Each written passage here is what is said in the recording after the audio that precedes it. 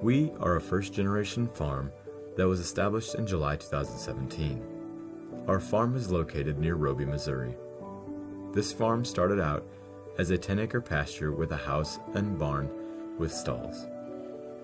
My grandparents both grew up on farms in the 1930s, and I remember so many talks with them when I was a child about the good times and the hard times they had on the farms they grew up on. And we want the same life for our family.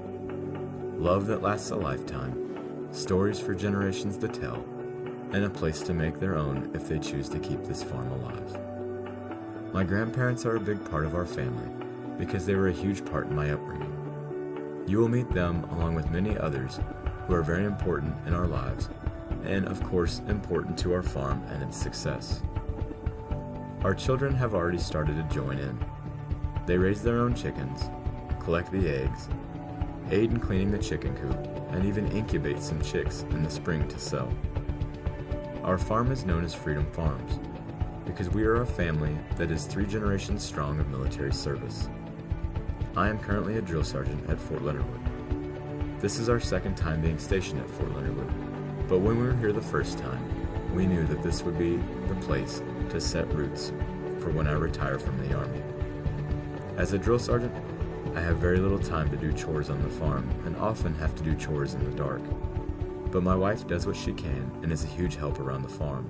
Without her support, the dream of having our own farm that is successful wouldn't be possible. Oftentimes she is pushed outside her comfort zone to run equipment she is not fond of and even pull trailers with questionably high stacked bales. We are an incredibly patriotic family and do everything we can to use American-made items in the production of all of our goods on our farm. Not because we dislike other nations, but rather because we want to support our neighbors and our country as it has supported us. From our equipment, to the fencing, to the twine that holds our hay bales together, and everything in between.